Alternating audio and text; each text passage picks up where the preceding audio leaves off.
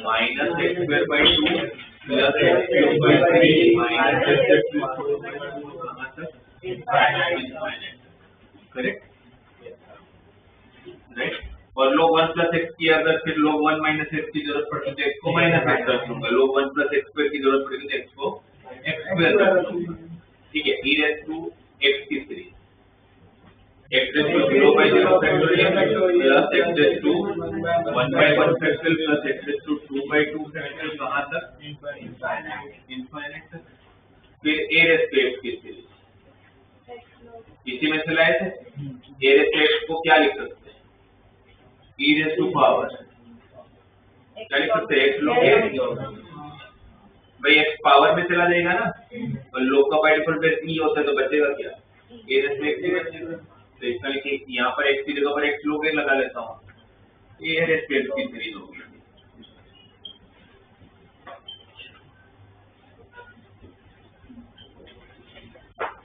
फिर sin x की series complex number e raise to ix को cos x plus i sin x के साथ इक्वेट करके real part imaginary part x raise to 1 by 1 factorial minus x cube सारे odd power थे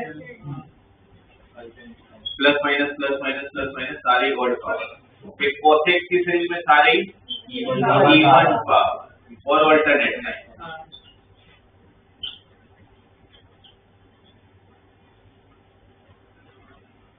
और फिर एक tan x की सीरीज जो बाकी सब में तो पैटर्न था, इसमें पैटर्न नहीं था तो हमें याद ही करना पड़ता था x plus x cube by 3 plus 2 by 15 x raise to 5 ऐसे सीरीज हो गए। ये आप लोगों का tan x की सीरीज है, याद रखेंगे। फिर इसको छोड़ के एक tan इनवर्स x की सीरीज याद कर लो। देखो tan इनवर्स x की सीरीज याद करना सिंपल है, sin x की जो सीरीज है ना, sin x की जो सीरीज है सेम टू सेम, कुछ भी चेंज नहीं, बस जो फैक्टोरियल था उसको फैक्टोरियल हटा दो। ये tan इनवर्स की सीरीज है, ये आप लोगों की tan इनवर्स की सीरीज। सिर्फ sin x की जो सीरीज है वही सेम सीरीज आप लोग यूज करोगे, बस क्या करना आप लोगों को फैक्टोरियल हटा देना है, ठीक है। बस इसमें कंडीशन है क्योंकि इनवर्स है तो कंडीशन है, बस ये ध्यान रखना इसमें x की जो वैल्यू होगी उसके बीच में होनी चाहिए -1, बाय डिफॉल्ट वो नहीं दिया तो वही है। फिर sin इनवर्स x की सीरीज याद रखो, sin इनवर्स x की सीरीज में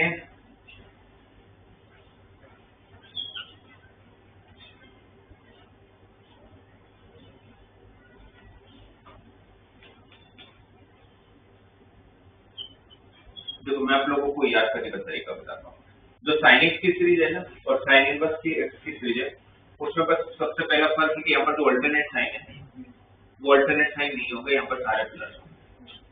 फिर sin इनवर्स x की जैसे यहाँ पर 3 फैक्टोरियल है, 3 फैक्टोरियल में 3 वैल्यू आएगी, कौन कौन सी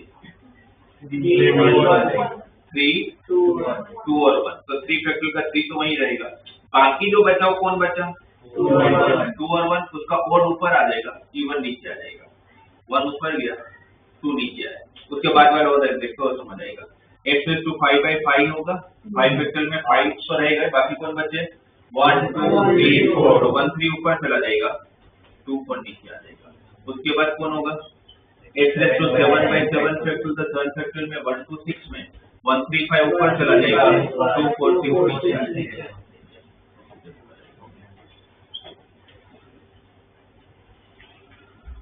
तो tan इनवर्स x और sin x की सीरीज पूरी सेम है, बस इसमें फैक्टोरियल होता है जिसमें नहीं होता, यहाँ पर कैसे याद रखना है मैंने आपको बताया।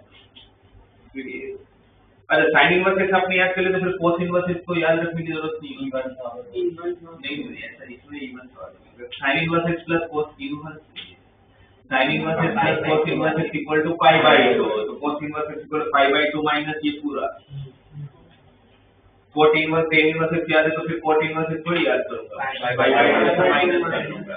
sin इनवर्स x याद है तो मुझे cosec इनवर्स भी याद है, क्योंकि cosec इनवर्स x और sin inverse 1 by x same होता है, x की जगह पर अगर 1 by x रिप्लेस कर दूंगा यहाँ पर तो cosec इनवर्स ही बन जाएगा, सही है। तो ये क्या कर 1 plus x raised to power 1 by x into 1 minus x by 2 plus 11 by 24 x, तो ये भी आपको याद ही करना पड़ेगा, पहले 3 समझो, ये कोई पैटर्न नहीं है, तो ये और ये कोई पैटर्न नहीं बना तो इसको हमें याद नहीं करना पड़ता, बाकी सब में फिर भी एक पैटर्न होता है, तो याद रखना फिर भी सिंपल हो जाता है। तो ये मेरे हिसाब से इससे काम हो जाएगा आप लोगों का, इसलिए सीरीज आप लोगों को ध्यान में रखना।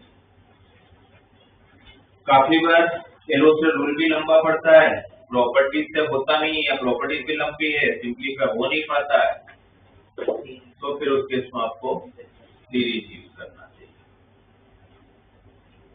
वो थोड़े क्वेश्चन को आपको ऑटोमेटिकली समझ मान लेगा कि इसमें काम मेरा किससे जल्दी होगा।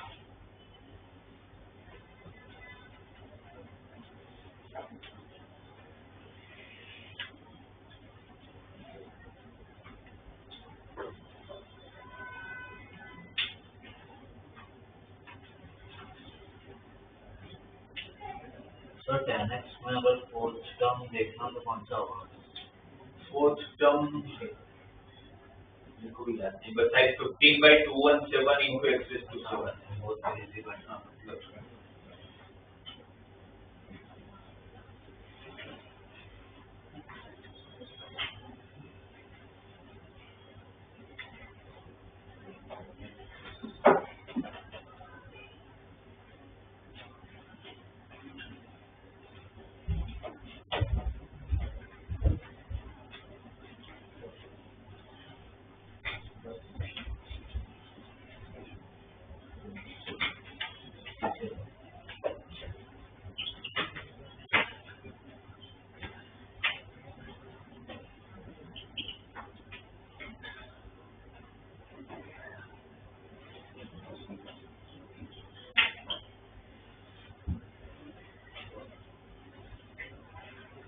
अगर ये क्वेश्चन है आपके पास कि limit of x tending to 0 sin x minus x plus x cube by 6 divided by x equal to 5, तो ये कौन सा फॉर्म है अभी? 0/0 है ना, 0/0 का फॉर्म है। हम तो वैसे सिंपल सेटअप है, डिफरेंशिएट कर सकते हैं एरोस्पेल पर, कितनी बार करना पड़ेगा? क्योंकि आप पहली बार डिफरेंशिएट करोगे तो भाई मुझे दिख रहा है 5 बार करना ही पड़ेगा भाई, क्योंकि आप जब तक डिफरेंशिएट करते जाओगे, जब तक लिमिट लगाओगे तो आपका डिनोमिनेटर 0 नहीं बने, x raised to 5 का डिफरेंशिएट 5x raised to 4 वापस नहीं से 0 बनेगा। तो कम से कम मुझे कितनी बार डिफरेंशिएट करना पड़ेगा? भले सिंपल है, 5 बार डिफरेंशिएट करने में बहुत ज्यादा टाइम नहीं लगेगा, बट 5 बार तो करना पड़ेगा। प्रॉपर्टी आप लगा नहीं सकते, क्योंकि प्रॉपर्टी लगाने के लिए sin x की प्रॉपर्टी है, साथ में ये सारे टर्म थोड़ी चलेंगे, और आपको जब बहुत बार डिफरेंशिएट करना पड़ेगा, समझ आ रहा है, तो फिर इसमें आप लोग सीरीज लगाए। sin x की सीरीज है आपके पास, sin x की सीरीज जब मैं लगाऊंगा तो sin x का पहला ही टर्म क्या है? x by x raised to 1/1 x ही है, वो ये सेकंड टर्म क्या है? minus x cube by 6 -x3/6, और यहाँ क्या है?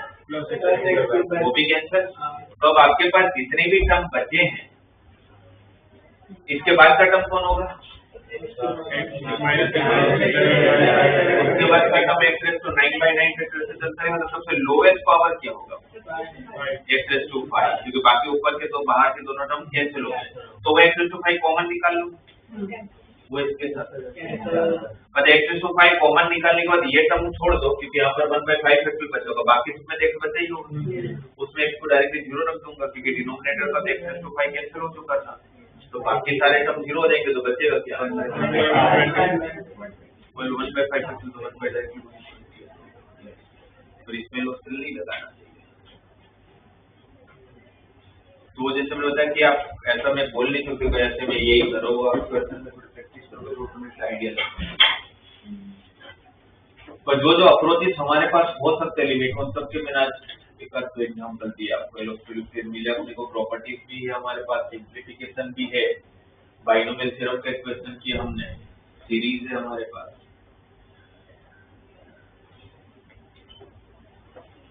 इसकी सबसे पहले आप लोग क्या करिएगा, इसमें डीपीपी अब देखोगे ना तो 1/6 डीपीपी, सबसे पहले इसकी 6 डीपीपी करना, ये सिर्फ सीक्वेंस पर उल्टा हो गया। डीपीपी 6 करना जो सबसे सिंपल है, डीपीपी 6 के बाद आप डीपीपी 1 करोगे, डीपीपी 6 करने के बाद फिर DPP1 छोड़ोगे। DPP1 पूरे लिमिट का बेसिक हर कंसेप्ट उसके अंदर आ जाता है जब आप DPP1 करते हो तो। और पहले DPP6 कर लेना, फिर DPP1 कर लेना, ठीक है।